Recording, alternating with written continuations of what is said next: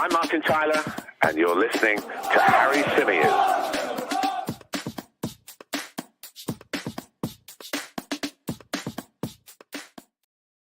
Hey everybody, welcome back to the Chronicles of a Gooner, the Arsenal podcast, part of the 90 Min Football Network. As ever, I'm your host, Harry Symeou, and on this edition of the show, we're going to be talking Raphinha, we're going to be talking Jesus, we're going to be talking about Matt Turner, Saliba, and plenty more.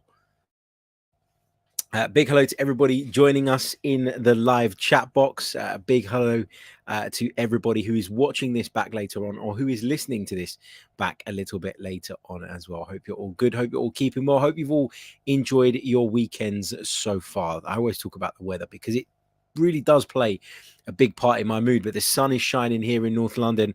Arsenal are making moves in the transfer market. There's not really much more I can ask for today, if I'm being honest. So looking forward to getting into this one. We haven't done a full-length podcast since Friday.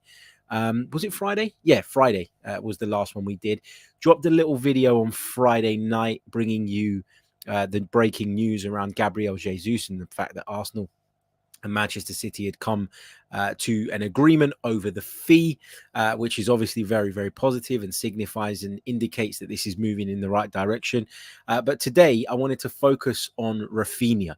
Now that it seems that Jesus is moving and moving in the right direction, I really do want to focus on the Raphinha stuff because obviously this has intensified even more over the past few days. Now, we heard just days ago that Arsenal had gone in and made an official offer to Leeds United for Raphinha. But according to David Ornstein and Phil Hay of The Athletic, the Leeds correspondent, Arsenal were nowhere near meeting Leeds United's valuation. And a lot of people got irritated by that, frustrated by that. I spoke about it at the time. I feel like what's happened in the past kind of fueled the reaction to that from the Arsenal fan base. As I said at the time, it's common practice to go in with a lower offer at the first time of asking. It's common practice to go in there, make your intent clear, potentially unsettle the player a little bit, prove to the club that you're, and not just the club, but the players' representatives, that you are serious about making this move. And the likelihood is that you're going to have to go back in 2-3 times before you come to some sort of compromise and some sort of agreement with the selling club in order to facilitate the transfer. So I'm not surprised that David Ornstein reported yesterday that Arsenal will be intensifying their efforts to sign Raphinha next week. He goes on to say that more talks are planned with the players' camp and an increased offer is expected to be made. Now, there were rumours the other day that Arsenal had already made a second offer. So if this is going to be the second offer or the third offer, I'm not entirely sure, and that's not entirely clear. If you're going to go by David Ornstein, and you know that's a much more trusted source than some of the sources that are saying that actually we already made a second bid, then you can probably come to the conclusion that it's more likely that this is Arsenal's second offer that they are currently preparing. Apparently, the feeling among the rest of the suitors, now remember, Barcelona have been interested in Raphinha for a while. Chelsea are said to be interested in Raphinha, as are Tottenham Hotspur. But according to David Ornstein, the feeling among the rest of the suitors for Raphinha is that Arsenal lead the race to sign the Brazilian and that the player himself is open to a move to Emirates Stadium. And we kind of get caught up in this weird space then, don't we? Because I remember when all the Vlahovic stuff was going on, people were saying, oh my God, if he doesn't want to be here, then there's no way we should be trying to get this player. Like, why are we trying to convince him? He should automatically want to move to the Arsenal. Well, the reality is that when you're not right at the top table, when you're not competing for the Premier League, when you're not in the Champions League, it's not always easy to kind of get your head above the parapet in terms of making yourself known, making yourself noticed, and getting yourself in front of players as a preferred option, right? You have to do a bit of work to convince them that the project is the right one, that where this team is going is the right direction, because you can't prove it factually. Like, you can't, yeah, okay, Arsenal finished 5th last season instead of 8th in the 2 seasons prior. So you can show that there's progress, but you can't show that Arsenal are a Champions League standard team, because they're not. So you have to convince the player that you can get there with their help, and you can get there pretty damn quickly. And that's the challenge that Arsenal find in the market these days. But, based on what we're hearing, based on all accounts, Gabriel Jesus, very, very keen to join Arsenal now. That deal seems to be edging towards closure. And it seems as though we've managed to convince Raphinha that this would be a good option for him as well. But the stumbling point remains, Arsenal are yet to agree a fee with Leeds United. Now, I keep talking about that Barcelona interest, and it kind of feels like a bit of a moot point at times because of the fact that we know Barcelona's financial situation prevents them coming along, clicking their fingers, giving Leeds the money that they want, and walking off into the sunset with Raphinha. It's a situation that, at the moment, Barcelona are struggling with, but we do know, and it's an interesting point that's been made by a few people over the last few days, that Manchester United are trying to sign Frenkie de Jong from Barcelona. They're looking to bring in the Dutchman, and there are rumours that a deal has been agreed between the two clubs that sits at around about £70 million.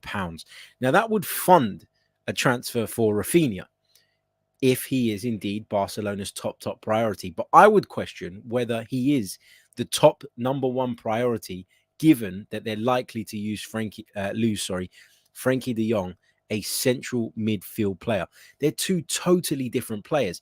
And when you add to that the fact that we've heard in the last few days that Ousmane Dembele is closing in on signing a new contract at Barcelona, you start to wonder if Barcelona might think that, okay, yes, we like Raphinha. Yes, there's an interest in Raphinha, but we need to spend that money to replace a central midfielder that we're about to lose, as opposed to, spending it on a winger. There's a massive wasp just flown in on top of my head, if you're wondering why I'm like ducking around. It's just gone out the door now. That's the problem when you leave the door open, right? Because it's too warm. But anyway, yeah, going back to what I was saying, you lose Frenkie de Jong, an instrumental midfielder, someone who's very, very important to your team, and someone who has the ability to dictate games from a very key and essential area of the park. You can't just ignore that and then spend the money to replace Frenkie de Jong on a player that won't be able to give you what he gives you in that position. And so that doesn't make a lot of sense to me. I think that Barcelona need to do more business in terms of outgoings if they're going to be able to fund the Raphinha deal. I also think that Barcelona would need to discard or decide against giving Ousmane Dembele a new contract in order to make room for Raphinha. I don't think that both of those things are going to happen. So I don't think Barcelona are going to raise more money after the Frenkie de Jong sale in order to be able to replace in both the centre of midfield, but also on the flank as well. And I also don't think they're going to let Ousmane Dembele go now. So I think that the likelihood of Raphinha going to Barcelona is not very high at the moment. Also, you got to think about the World Cup. That's a big thing. And wherever Raphinha ends up, similarly to Gabriel Jesus, they want to know that they're going to play. They want to know what their role is going to be. They want to know exactly what the first half of next season is going to look like, because of how imperative it is to them as players that they are going into the World Cup in tip-top form, in tip-top shape, and with the greatest chance possible of playing as many minutes for the Seleção as possible. So, that's another factor to consider. Now, when you think about the Raphinha thing and you think about the fact that Bukayo Saka plays in that position, you do wonder what kind of guarantees he'll be given by Arsenal, but I'm sure there will be some guarantees. There will be something that is giving Raphinha the impression that Arsenal would be a good stop for him, a good move for him. And it's as simple as that. We don't know what conversations go on in the background. We're not privy to all of that. But I'm becoming increasingly more confident that a deal for Raphinha is doable. And that is because of, obviously what's happening with the competition, the biggest competition that we believed to be Barcelona. They're the club who've shown the strongest interest. They're the club who Raphinha has shown an interest in joining the most. But their current situation gives me confidence that if Arsenal move quickly and incisively, we can get this deal done. Now, you can't afford to let this drag on. That's where I agree with people that are a little bit skeptical of this.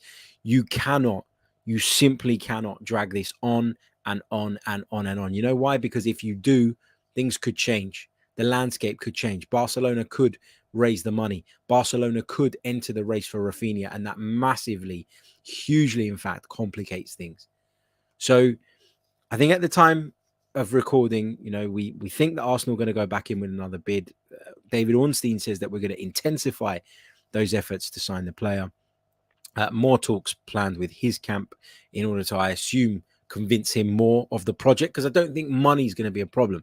I think Arsenal will more than be able to pay the wages that Raphinha is probably looking for. So I think it's more about convincing him of the project. And then, of course, there's that big stumbling point at the moment, which is meeting Leeds United's valuation, which Arsenal seem at the time of recording a little bit reluctant to do. And I get that to a degree. I get it. I think 65, when I first heard that 65 million for Raphinha, I kind of went, whoa, feels a little bit steep, feels like a little bit too much. And I'm sure Arsenal think that too. And so at the very least, they're going to try and strike a deal at a much lower price if possible. However, they might find themselves in the situation where they have to cough it up. And if they do find themselves in that situation and they still push through with it, then you've got to take your hat off to Kessie, to Edu, to Mikel Arteta, to everybody involved for, having seemingly done their due diligence, having identified a player they wanted, and having gone that extra mile in order to get that deal done. Okay, that's the Raphinha bit. That's the update on the Brazilian. In fact, you know what? Let's take a few of your questions and comments with regards to Raphinha, because there are a few in here.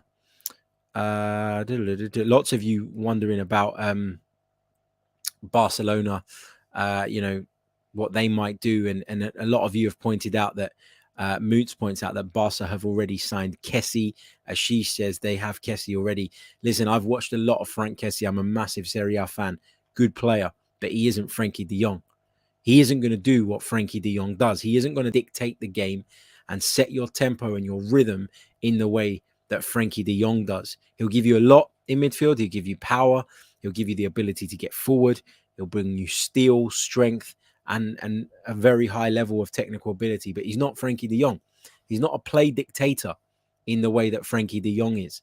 And when you think about Xavi and you think about him as a player and what you'd imagine his philosophy would be, it feels crazy to think that he would not want to go out and get somebody or find a way of, plug in another hole in order to give somebody else the opportunity to become that dictator in the middle of the park. I think Xavi really, really values that role, and I don't think that he's going to.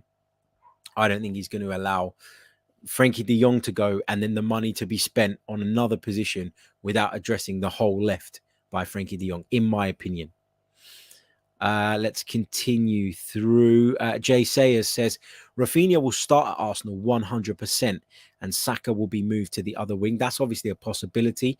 But then what does that do to Martinelli, to Smith Rowe, to Fabinho Vieira, who I think might end up, particularly at the beginning of his Arsenal career, operating from those wide areas from time to time? I think it's really, really interesting. Look, end of the day, there's going to be more than enough games for everybody to play enough. We're back in Europe. We're in the Europa League. The season next season looks a little strange in terms of the fact that there's a few months that are really jam-packed to facilitate the mid-season World Cup, which is an absolute joke, but we'll talk about that another day. So, you could argue that there's plenty of game time for all of them.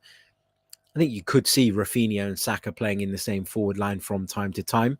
And that will be really, really interesting. But I'm just trying to base it on what we've seen from Mikel Arteta so far. I'm trying to base my thoughts, on what we've seen from Mikel Arteta so far. And I think he likes the idea of inverted wingers. So he likes the idea of a left footer playing on the right and a right footer playing on the left. He likes that idea. It also then creates space for his fullbacks to get into and to be effective from. So I think that might put him off of switching Saka to the left-hand side, just because that would mean him going on the outside all the time. And that changes our game model quite a bit. Now, I'm not saying he'll never do it, but I do think that he'd prefer to have a right footer playing on the left and a left footer playing on the right, just purely based on what we've seen. I mean, there's been times where we've looked really light on the left wing, where Emile Smith-Rowe's been out, Martinelli's not been in tip-top form, and he's been reluctant to put Nicolas Pepe out there, for example, who could have probably done a job. He did it a couple of times the season before last, playing from that left-hand side, and I thought he did quite well. But obviously, Mikel Arteta doesn't like that. Now, a large proportion of that will be down to the fact that he doesn't trust Nicolas Pepe. But I also think part of it is the fact that he doesn't want a left-footed winger playing on the left. But it will be interesting to see how we manage that. Let's see what else we've got. Rancid Pumpkin says the Brazilian connection is Arsenal's biggest advantage. I'm not even going to say that it's a Brazilian connection. I'm going to say it's the Portuguese speaking connection, if that makes sense. Because you've got Edu there, right? Who's obviously heading up things. And we know that Edu is a very... He comes across as a very popular guy. He comes across as someone who's very good at building relationships. More than having an eye for talent, more than being a tip-top scout. I don't think that's what Edu does or brings to the table. I think Edu is a good face. He's someone that can go out there, build relationships. We've seen him build relationships with Kia Joorabchian. We've seen him work with Jorge Mendes, another super agent that Arsenal in the past would have steered well clear of in order to get the Fabinho Vieira deal done. He's obviously been able to kind of build some kind of relationship with Deco, Raphinha's agent, in order to try and get this move in to try and bring the club and the player to the table. So you've got Edu at the top of it. If Gabriel Jesus comes in as well, that's another Brazilian Portuguese speaker. Raphinha could be another one. Then you've got Fabinho Vieira. You've got Nuno Tavares. You've got Cedric. And all of a sudden you have a load of players that can almost form a little bit of a clique. I mean, if you remember at the beginning of Arsene Wenger's time, it was almost called the French Foreign Legion, wasn't it? When a number of French players came in. And I'm not saying that you want those cliques or those divides in the dressing room, but I think them being a collective just really helped them to settle and really helped them to kind of get each other through what is ultimately a big life change, right? Coming from one country to another. And in those days, it was even less common. So I think having that contingent there, it isn't the be all and end all, but it does, I think, make those players feel a lot more comfortable in their surroundings. And I do think that, it's an important factor. Taylor Barraclough says, finally caught the live show. Do you think Saka would play on the left if we got Raphinha? What does that mean for Smith Rowe? Because he was struggling against Martinelli for that position.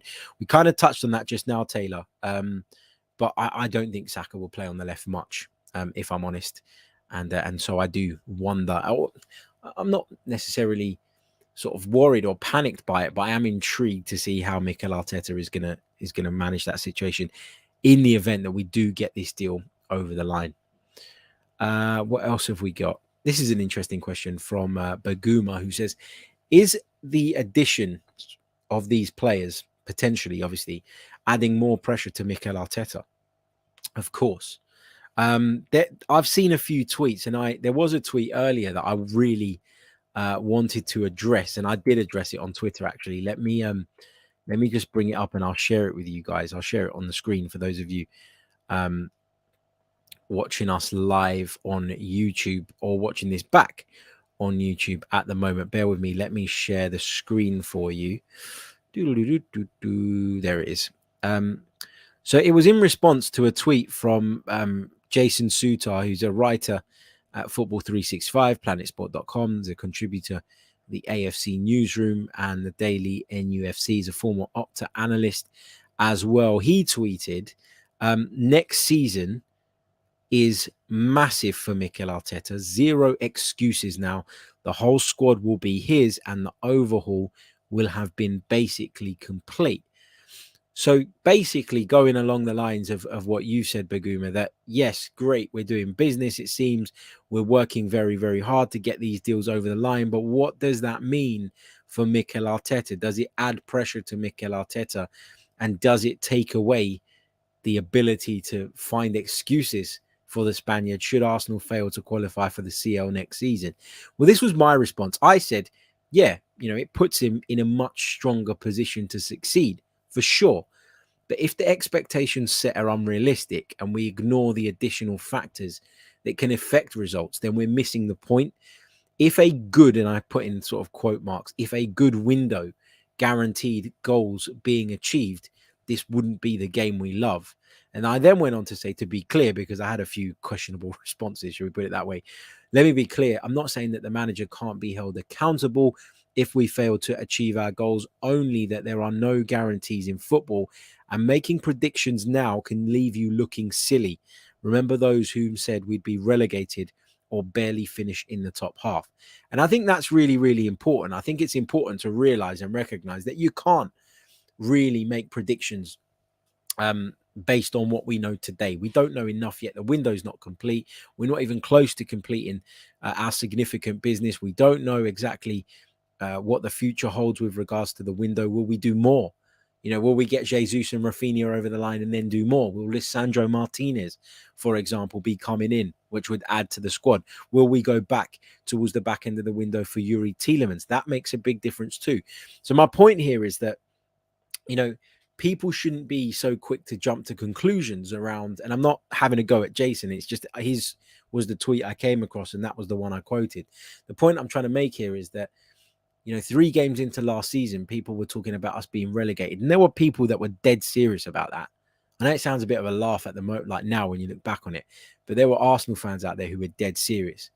I've got Arsenal fans who are friends.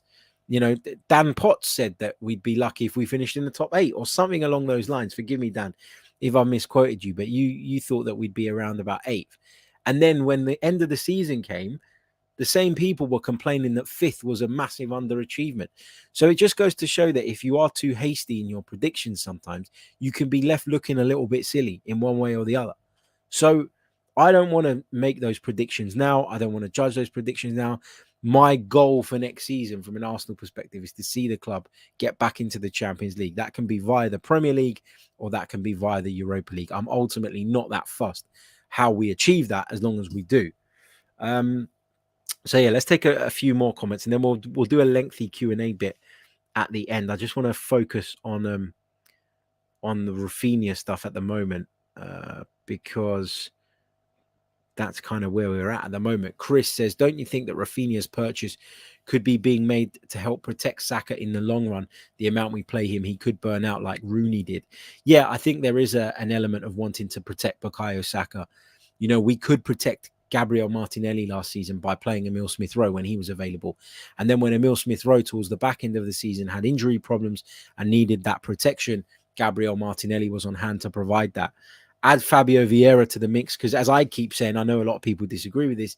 I wouldn't be surprised if he plays in one of those positions in the early stages of his Arsenal career. But there's still a need to protect Bukayo Saka. And somebody like Raphinha gives you the ability to walk into the team and deliver. He scored goals in the Premier League. He knows what it's all about. He's proven that he can deal with the physicality, the pace, the tempo. And he's played under one of the most intense managers I've probably ever come across in Marcelo Bielsa. So he knows what it's all about, and he can be an instant solution as opposed to a maybe solution like Nicolas Pepe is. I do think Nicolas Pepe will be leaving the club this summer. I think that will be something that Arsenal will probably push harder for once a deal for Raphinha is wrapped up. And it feels like a good replacement. But I do think there's a thing about wanting to protect Bukayo Saka. I think that's a real important point here.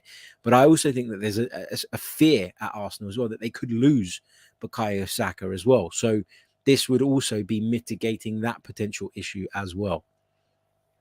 Let's take one or two more. Mogambo says this has Vlahovic written all over it. Listen, I can understand why people feel that way. I really do. I do. Let's just hope that that's not where we end up.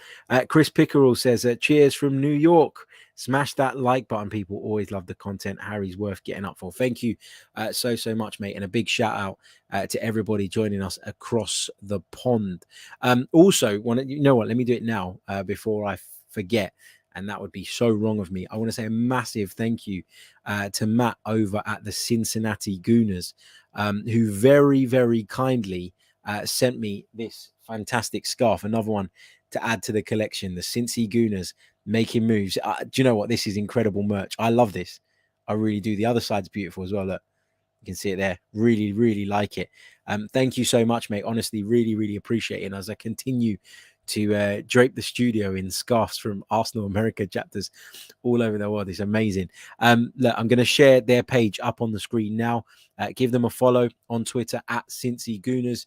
You can see it there, and a massive thank you to them and to everybody else across the pond, because I know we get a lot of love and a lot of support over from the States, and I hope as many of you as possible are able to go to Arsenal's pre-season tour over there and get to see the team up in close quarters, because I think we here sometimes take it for granted how lucky we are in that sense, that we get to kind of go and watch Arsenal week in, week out, and it's just, it's a bit of a given. They also sent me these amazing goodies as well. So massive thank you to you guys. Check these out. Let me focus them on the camera. Amazing. Really, really cool stuff. And thank you guys so much. Here we go. Gunner Deja Vu says, WTF. You know what that stands for. Harry already making excuses. What the actual F? I'm not making excuses. I'm just saying that don't be so quick to jump the gun with your predictions. Don't be so quick to put ultimatums on stuff when you don't really know what the full picture is all I'm saying. Okay?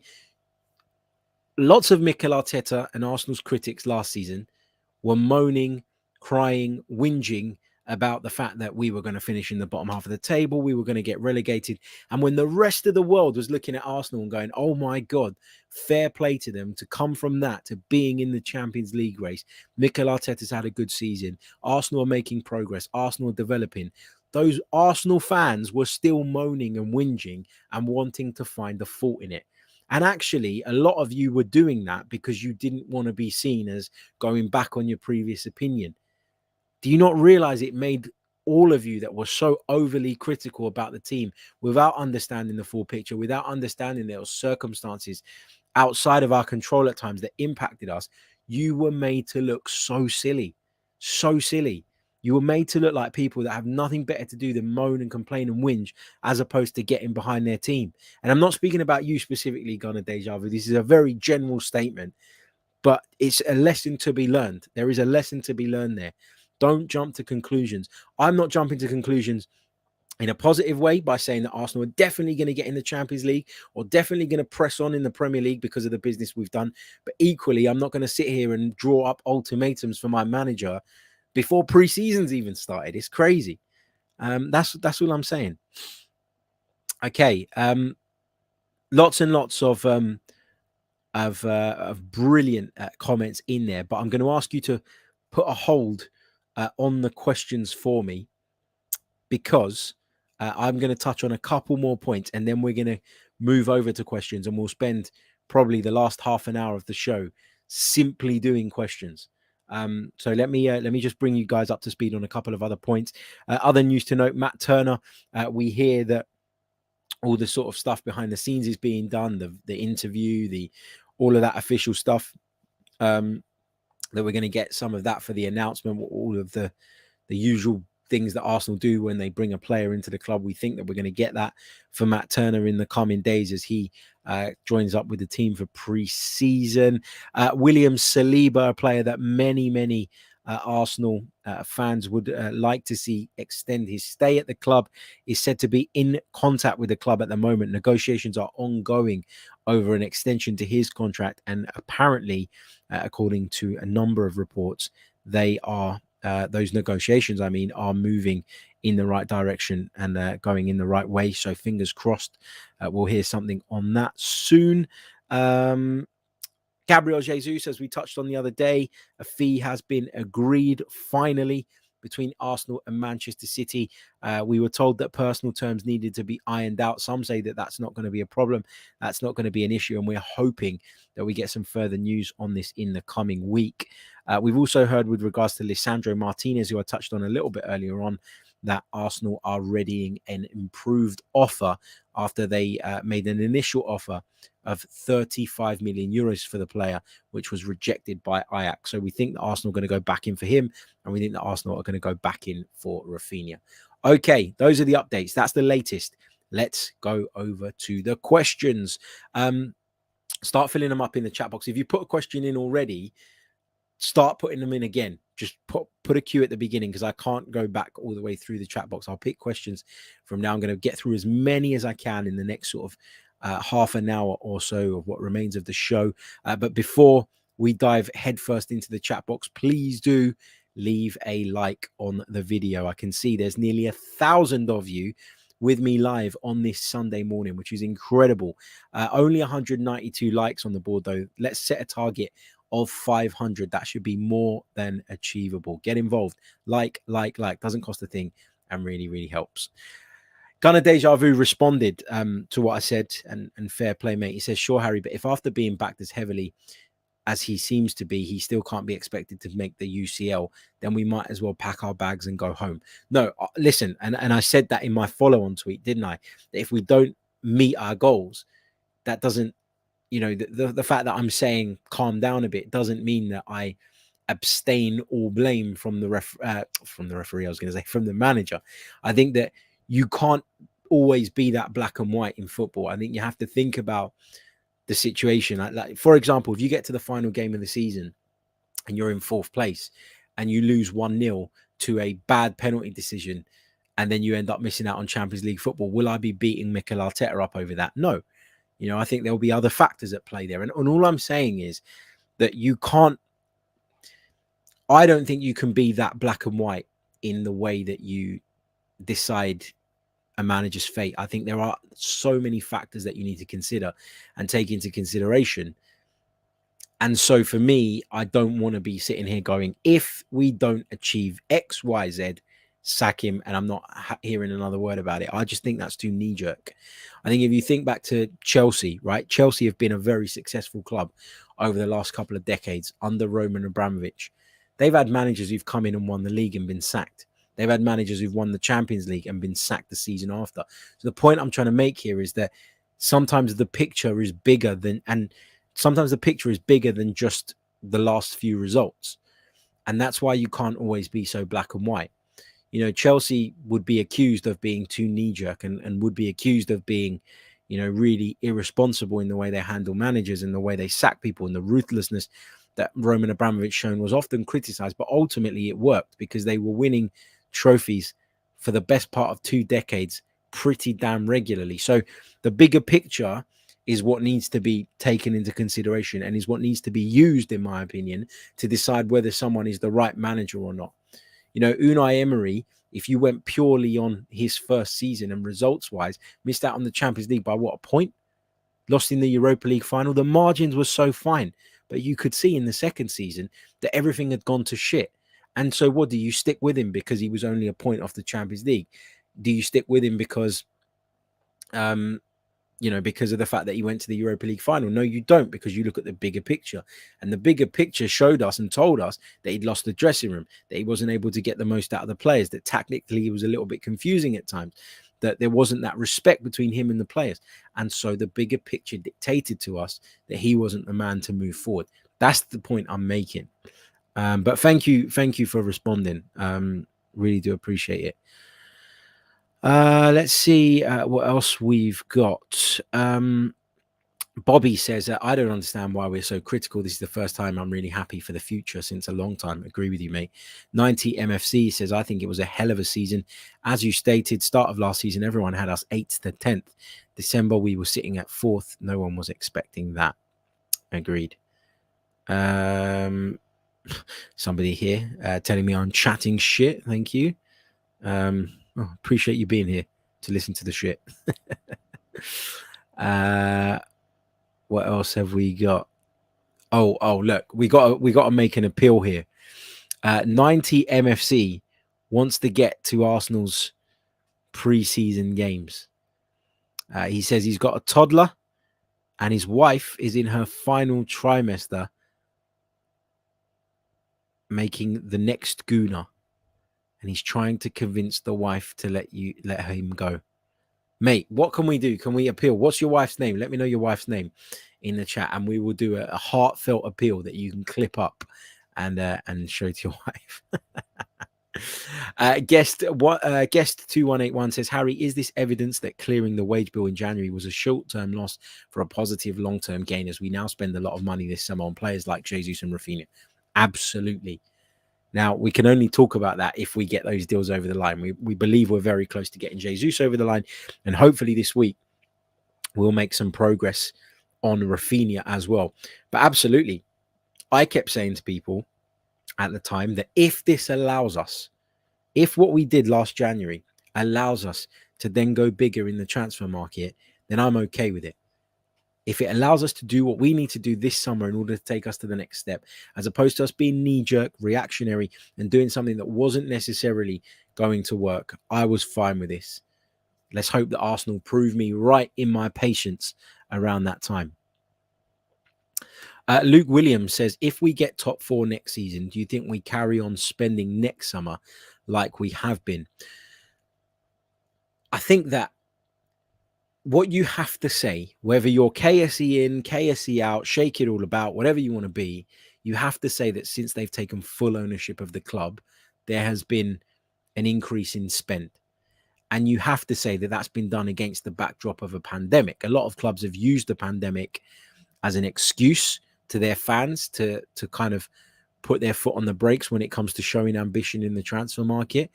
Others simply can't. Others simply can't spend money at this time because of the long-lasting impact of the pandemic, and that's fine as well. I think that what was recognized by KSE when they appointed Mikel Arteta was that everything needed to be ripped out and start again. And they also recognized that they need to spend money to do that, right? And that includes not just the money we've outlaid on players, but the money we've essentially written off as well by terminating certain contracts. That's really key too. That's really, really key and really important as well. So do I think that we'll spend like this next summer? It's difficult to say because there might not be as much need for a big spend if the team, this young team, is developing, growing, moving forward, pushing forward. You might only have to add 1 or 2 players. So it's hard to predict that, but I don't think they'll spend if they don't really have to. But I think now they've acknowledged and recognized that they do have to. You need to spend afterwards. You need to speculate to accumulate. You need to spend to stay up there. And I think that will come as well. But it won't be as big as the outlay that we've seen over the last couple of summers under Mikel Arteta, in my opinion. Let's see what else we've got. John Knott raises a really good question. Any news on the plan for Balogun next season? There really isn't. Like, this has been really, really quiet. I don't really know what to make of this. Is following Balogun going to return and be part of the squad? That would make him the 3rd choice striker. Is he not? I don't know. The fact that it seems Eddie Nketiah has been given guarantees around his game time in order to persuade him to sign suggests to me that, Arsenal still don't think that Balogun is quite there yet. But, it only takes one of Jesus or Nketiah to pick up an injury, if indeed Jesus joins. I don't want to jinx it. Only takes one of them to pick up an injury before we do need a backup striker, and Balogun could be waiting there. I think it's only worthwhile sending him on loan if you send him out to the right place, the right club. I don't think Middlesbrough was the right place. I don't think the Championship is always the right place. I think it gives you some skills. It toughens you up. It gives you those core values that you maybe need in terms of competitiveness. But the football's very different. The standard's very different. You're talking about very different philosophies in the way that football's played, unless you're talking about a select few group of clubs. And I don't think it necessarily prepares you for Premier League football. I think that if Balogun is going to go out on loan, we have to be very careful in selecting the right club. I don't think we've always been good at that with some of our players, and therefore their loan spells have been far less successful and helpful than we wanted them to be. Quick reminder again, if you haven't hit the like button, what are you waiting for? We've got 265 likes on the board. I've set a target of 500, which should be easily achieved because there's over 1,000 of you with me live right now. So please do hit the like button if you're on YouTube. Subscribe as well to the channel if you are new. Rancid says, do I think that the Raphinha deal will happen before the US tour? Don't know. Not only in our hands, is it? That's the problem here. It'll be nice, wouldn't it? But, if it isn't, it isn't. He could always fly out and join up a little bit later on. Deflected Mind says, do a collab with Arsenal Opinion Podcast and the Latte Firm, Harry. I'd love to. I'll definitely reach out to the guys and see if they're game. That'd be amazing. Wandering Minstrel says, can we get J-Lo for Harry as a guest? I don't think I'd be able to do it. I think I'd be too giddy. I'd be like a little kid. Be no point. Tremaine Johnson, another one. Stop it, Harry. Come on. £400 million plus spent and completely his team. If we fail next season, sorry, but he has to go. I've not even said that he wouldn't have to go. I've not even said that I've not said Mikel Arteta, regardless of what happens next season, should 100% keep his job. I've not said that. All I've said is I'm not going to be drawn on ultimatums and saying this or that on the 26th of June. That's all I'm saying, man. That's literally all I'm saying. Nothing more than that. Big hello from Dial Square to Where. He says, hi, Harry. Nice to watch live for once. I listen to every episode on Spotify normally. Hope you're okay, my friend. I'm good, man. Hope you're well too. I hope everything is good. I hope family's good. And thank you so much for tuning in, man. Really, really do appreciate it. Okay, let's keep going through. Omar says, clean shave or keep the beard for you. Having that dilemma as I head off for a much needed trim this afternoon. I can only speak from my own personal experiences, Omar, but every time I talk myself into shaving off my beard completely, I instantly regret it after I've done it and think I look like a 7-year-old. So up to you, mate. Patrick O'Connor, big hello to Patrick. He says, love your content, Harry. Been watching from back in 2018. Thank you so much, mate. He says, where do you think Arsenal will finish if we get the players linked to? Well, my goal for next season, what I think is a fair goal, etc., is Arsenal need to finish in the Champions League. Now, whether that's from the Europa League or from the Premier League, I don't really care. I'd actually quite like it to be via the Europa League because that for me would represent more progress. I think you can get a better understanding of where a team's at based on their league form. But having said that, I'd still love to win a European trophy because that for me would be amazing. Where do I think I finish? I think we can qualify for the Champions League if we get the players that we need. I think last season we showed a lot more consistency. Okay, there were dips along the way for sure, but we showed a lot more consistency overall than we did in the previous years. And I think if you look at the second half of the season before that as well, you'll see that there was consistency there too, or much better consistency, which suggests that this progress has not just been there to see for one season. It stretches back a season and a half now. And so that's what gives me encouragement as well, or gives me more encouragement that we're moving in the right direction. I think we can make the Champions League. I really, really do. If we get the players that we're being linked to. When you take into consideration what we saw last season, the development further of some of those young players and the idea and potential of bringing in some really strong recruits, I don't see why not. I really don't. JW says, any chance of a birthday shout out, please, Harry? Absolutely, mate. One of the regulars here. Hope you're well. Happy birthday to you. And I hope you have an amazing day. Fingers crossed we might get some news later that might improve your birthday further. But no, genuinely, mate, all the best. Have a great one. Raphael says, hi, Harry. I'm glad to hear that many fans are following your show. The conversations on the show continue to be insightful and interesting. Congratulations. Thank you so much, mate. Really, really do appreciate the support. What else have we got? Chattery agrees with me that if he shaves his beard, he looks like a baby too. There you go. What else have we got? The Socks guy says, who makes your Arsenal analyst Avengers list? Mine are you, Tom Canton, Sophie from the Hybrid Squad, Clive and Mo Hyder. Yeah, they're all brilliant. They're all superb. Every single one of them. Jay Brooks says, 1,000+ watching. Hit the likes, people. Don't forget to subscribe. Yes, please do. We're still 200 short of that like target. I said, what is going on? It should be easy. Big hello to Neophilos, who joins us from Cyprus. He says, trust the project. It's too hot in Nicosia. I can only imagine. You don't even have a beach near you to go and enjoy it. But big hello to everybody over in Cyprus, the motherland as well.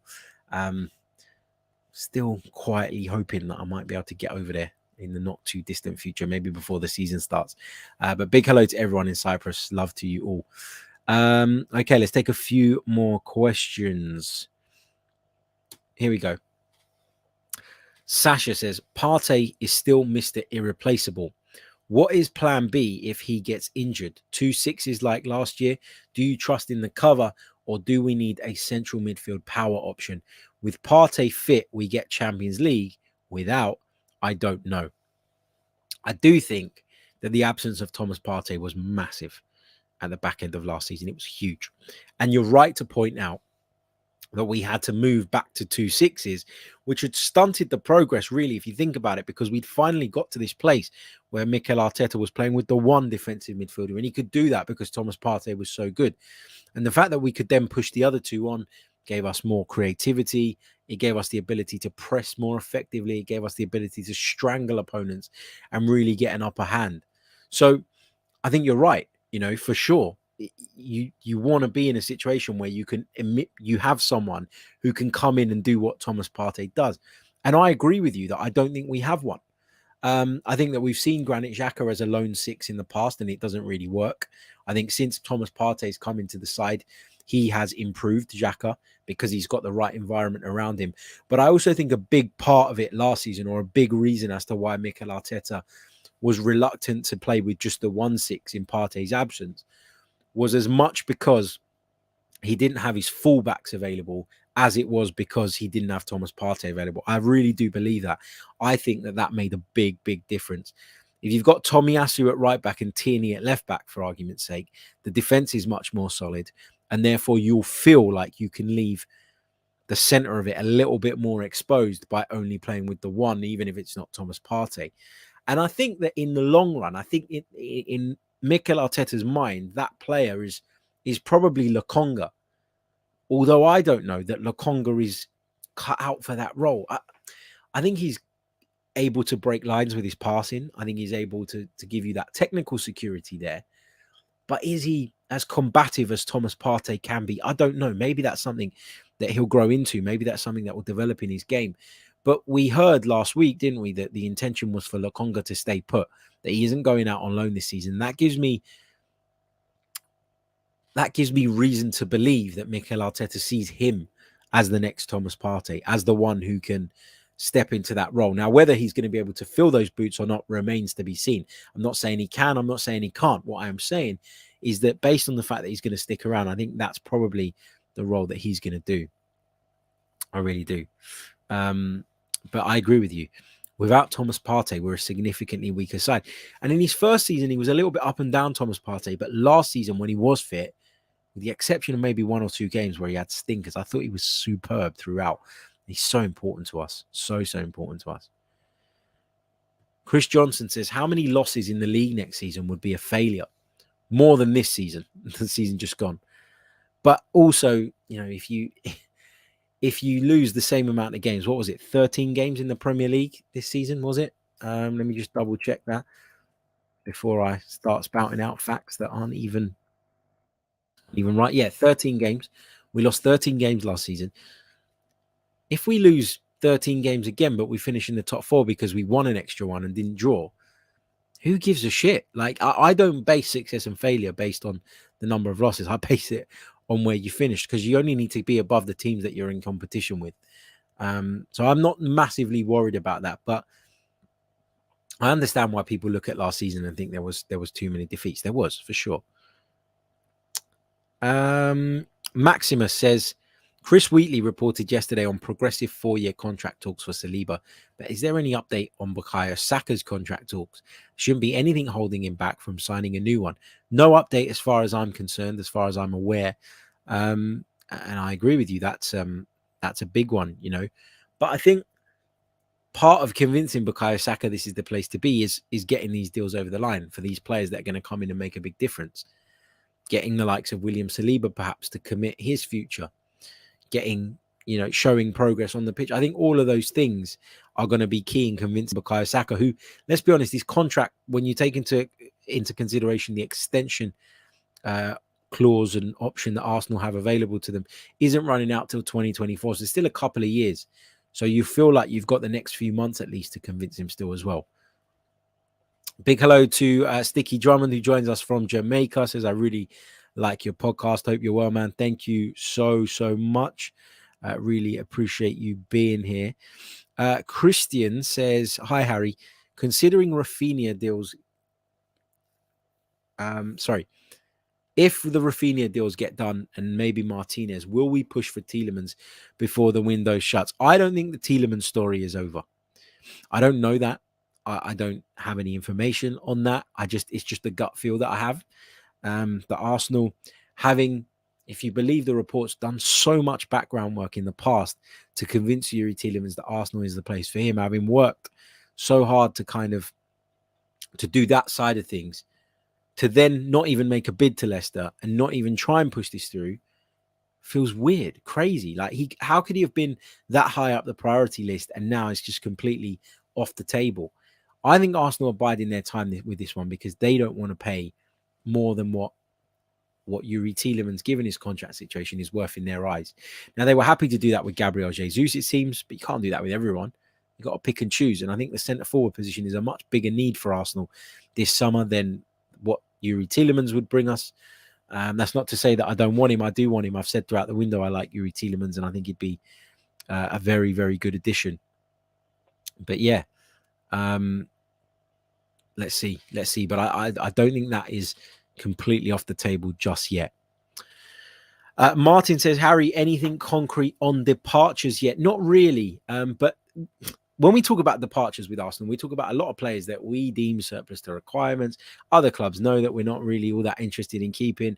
And so what happens is clubs don't want to go in head first and commit to buying those players at this stage in the window when they know that if they hold out and hold on, they can probably get a better deal. So I think with the departures, I think you'll see a lot more movement towards the back end of the window. What's really encouraging is that Arsenal don't seem to be waiting for that to happen before they go make moves of their own. And that's been the story of a number of windows in recent years. So it's good to see that we're being proactive as opposed to reactive. And I do have confidence that we'll move a lot of those players on, but I expect it to be towards the back end of the window. Nick Bryant, big hello to Nick, says, Harry, do you feel any of the academy graduates will be added to the first team squad? And if so, who? Great show, by the way. Thank you, Nick. Not really. I mean, Charlie Patino kind of got the closest last season by featuring in the Cups, but I don't know that Mikel Arteta is... I'm not saying there's no emphasis on youth, because there absolutely is. Edu literally sat down and told us that a few days ago. But I think there's an emphasis on now as well. And I think that they will want to continuously develop those players and progress their careers and get them to the point where they can be embedded into the first team squad. But I don't think we want to be in a place where we're relying on them. And so I don't think there's as much urgency in terms of accelerating some of those guys' career paths. I think Patino will be in and around the setup again, going into the cup games, etc., etc. But I think that's probably about it right now. Maybe someone else will emerge in the summer. There's, Oulad Mahad. He appeared in the squad a few times. Norton Cuffy is someone that people talk a lot about. Maybe they'll be involved at some point, but I haven't seen an awful lot of them to be able to give you a really sort of in-depth opinion on that. There's a lot of people out there that I'm not ashamed to say have a much better knowledge of the under-23s and of the youth setup than I do. Really good question, though. Let's take one more. What have we got? Let's pick out 33 fivers. Let's take this one. This will be our last question. Harry, great work as always. Do you believe Fabinho Vieira is an alternative to Tielemans? Well, at the time when that deal was done, everybody said no. All the big journalists said no, this does not alter Arsenal's plans in their pursuits of, and they named a number of players that we've been linked with. So I don't think this guy was brought in as an alternative. I think they'd like him to play in that sort of position at some point. But as I keep saying to you, he looks very slight. He doesn't look particularly physical. And I'm not saying that means that he can't become that or isn't able to play in the Premier League. We've seen lots of slight players make incredible careers in the Premier League because their technical attributes and their football brain and intelligence has kind of given them an advantage in other ways. So I'm not ruling Fabinho Vieira out of playing in that position ever, but I just think a good way of embedding him into the side would be giving him a role that's a little bit further up the pitch, that has less defensive responsibility attached to it. And I think that's the way Arsenal will go with this lad, particularly at the beginning of his Arsenal career. Now, we spent a lot of money on him, and that ultimately raises the expectation level right away. But I don't think that Fabinho Vieira is being brought in for now, for today. I think he's being brought in very much for the future. And I look forward to watching him develop, hopefully without too much pressure on him. Thank you for the question. Great question, as they've all been this afternoon. Thank you so much. Look, we're going to leave it there.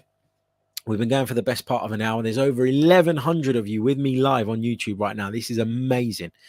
Thank you all so much. I know it's Sunday. People spend time with their families. People spend time with their friends. People, get the shit done that they don't get to do during the week. So to see so many of you, over 1,100 of you live with me right now on this stream is pretty incredible. So thank you to every single one of you. What I'm going to do before I go is get you guys to drop in the chat box where it is you're joining us from, and I'll reel off a few of them as we close the show, while you guys are getting the likes up to that target of 500. We're still 130 away. So start smashing that like button and start letting me know in the comments where it is that you are joining us from. Don't forget, you can check out all the recent content from the Chronicles of a Gooner on the YouTube channel or on the podcast. Now, there have been a few videos over the last few days that have been exclusives on YouTube. So they've not gone out in podcast format. Why? Because they've been 6-7 minute videos talking about breaking news, in which there isn't an awful lot of information to go into, but it's simply been reacting to it because I want to keep you guys up to speed. So if you are a listener on the audio platforms, it's probably worth subscribing to the YouTube channel as well. If you'd like to go one further and become a member of the channel and help me in my quest to deliver you Arsenal content on a daily basis, you can do so. I've got an announcement coming up this week about what we're going to be doing for our members in the new season. So please do get involved. Right, let's give some shout outs to some locations before we wrap up. We've got Ireland, Fareham, we've got Glasgow, Hinckley, Cincinnati. There's Matt, the main man. Thank you so much, man. Appreciate you sending the scarf and these wonderful goodies over there as well. Look at these. Look at these bad boys. Fantastic. This one, I think, is a sticker. I might put this one on the back of my laptop. Thank you so much, mate. O'Shane joins us from Kingston. Brian is in Connecticut. We've got Ross in Windsor. We've got West Palm Beach, Florida, Texas, Marlow, Nairobi, South London. South London are like me. India, Newbury, Manhattan, Egypt, Bulgaria. So many places. Belgium, Bermuda, Munich, Stockholm, Tripoli, Norway, Derby, West Midlands, Tanzania, Switzerland, Clacton-on-Sea, Mickey Morris, Manipur, Malawi, Dominica, Jamaica, Nottingham. Wow.